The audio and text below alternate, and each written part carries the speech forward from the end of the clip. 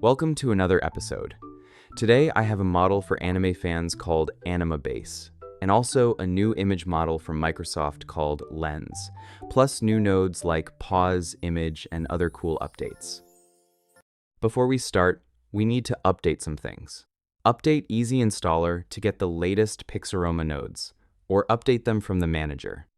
Then you need to update ComfyUI also, because the new models only work with updated ComfyUI nodes.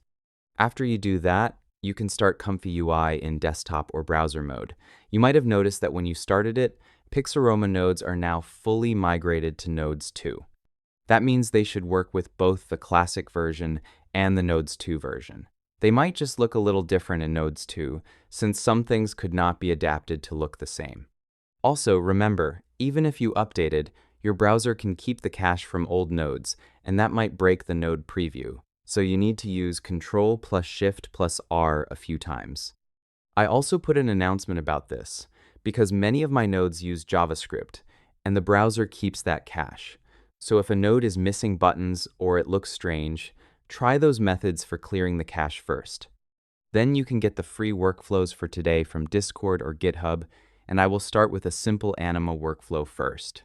We need 3 models for this workflow.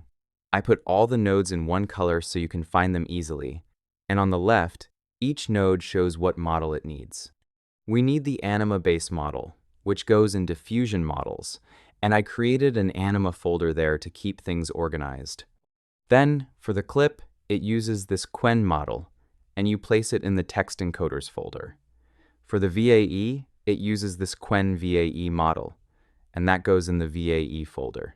So you just click the download button, then go to the ComfyUI folder and look for Models, then Diffusion Models. Here, I created that Anima folder and placed the model inside. In the Models folder, you will also find the other model folders, like Text Encoders and VAE. After that, press the R key to refresh the node definition, and then the model should appear in the list so you can select it in the node. Same for the other 2 nodes. They should already be selected if you have the same models and folders. Then the workflow is simple, like many other workflows we used so far. You can remove the Pixaroma resolution node if you want and input the values manually, but I like to use it since it lets me change the ratio and size really fast. By default, it uses sizes that work well with this model, since this model is similar to the old SDXL models we used back in the day. It accepts both positive and negative prompts, and you will see it is more like a keyword-based prompt, written in a certain way so the model can understand it. So let me run the workflow. You can see it depends on the prompts, but you can get really nice anime illustrations with this model. What do you think? Let me try a different ratio to see how this works. So for a portrait, I got this image, which looks quite nice. It is also an uncensored model. If we go back to the Pixaroma note, I added this Read More button, so you can go to the actual model page and learn more about it. You can see Circle Stone Labs released this model. If we scroll down, I use some of these settings in this K-sampler, but you can see different settings give different results, depending on what style you are after. So you can try some of those settings here in the K-sampler to see how they look and what style you like, since this is more about personal taste. For prompting, you get better results if you prompt this way. Use lowercase words. This is what they recommend adding to each positive prompt for better results, and you can use this in the negative prompt. You can also see how to organize the tags. For safety tags, you can use safe if you want safe generations without any sensitive illustrations, since, like I said, it is an uncensored model. And if you use artists, you need to put the @ in front. So basically, you can just keep the first part and add keywords for what you want. But you know I am lazy when it comes to prompts, and I like easy ways to do things. So instead of typing a lot of keywords, I can use a Gemma 4 workflow, or ChatGPT, or Gemini to create prompts for me. I talked about this model in episode 18 if you want to learn more. So what I did was change the formula. I gave ChatGPT the model page and asked it to look at how they prompt and create a formula for me so you can adapt the formula how you want. Now I can just put a short prompt in natural language, and when I generate it, it will use the Gemma model and the formula to generate the prompt for me. The result is in that format, and you can easily copy the prompt. So let's say I change the short prompt to something else. Now, when I generate, I get a different prompt that I can copy. Then I can go to my Anima workflow and replace the prompt there. Now, when I run it, I get that new illustration. It looks quite nice and dynamic. But if you have more VRAM and you do not want to keep switching workflows, then you can try this workflow that has both workflows combined. Basically, I just copied and pasted that Gemma workflow here, and then I connected the result to go to the Anima workflow here. So now I can add a short prompt here, and when I run it, it first generates the prompt with Gemma. Then that prompt is used in the Anima workflow, and we get our generation. So it is easy to get nice illustrations this way, and you can adapt the formula for your needs. And if you want, you can add the Pixaroma resolution node and just connect width to width and height to height. Then you can choose a new ratio and run it, and you get a generation in that ratio.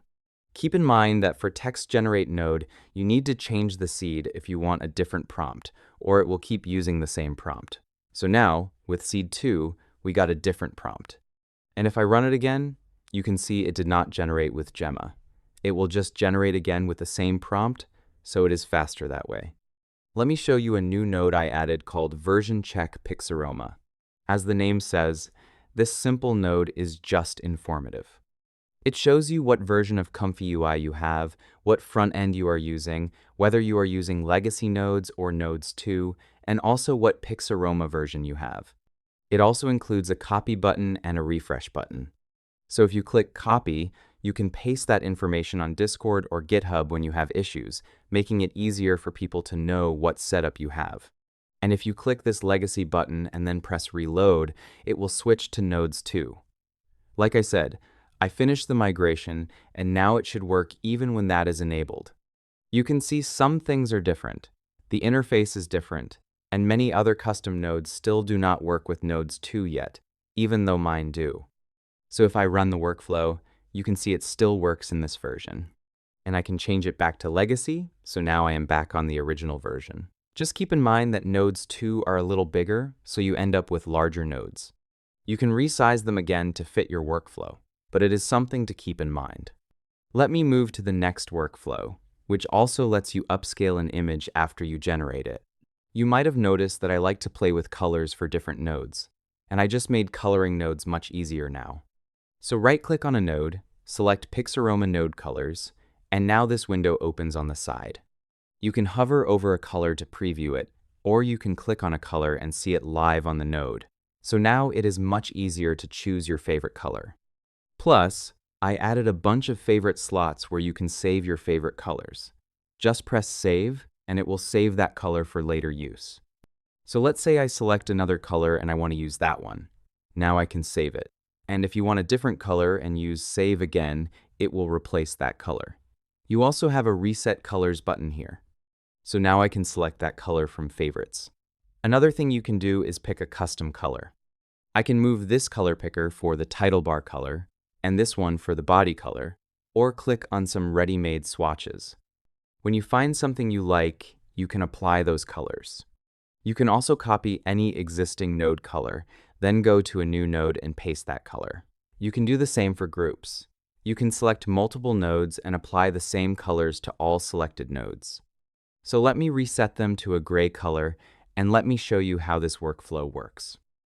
The first part is the Anima workflow, and then here is a new node I made called Pause Image Pixaroma. The purpose of this node is to pause the image there before it continues to upscale or do other things in the workflow. So now if I run the workflow, it will generate the image and stop here. If I do not like it, I can regenerate the image. The seed has changed, since this works only with random seeds. If the seed is fixed, regenerate will give you the same image. If you like this image, you can save it to the output. You can see the name of the saved image. You can also click Open to see it bigger. You can also copy the image if you need it somewhere else in the workflow. And when you are ready to continue with the workflow, you click the Continue button, and it will only continue from this image forward. It will not run the workflow again until you press the Run button. That way, we can do only the upscale part. For the upscale node, you can change the resolution to something bigger, depending on how much VRAM you have. For the model, you can choose from different models depending on how much VRAM you have, but I talked more about this in episode 5, so make sure you check that video.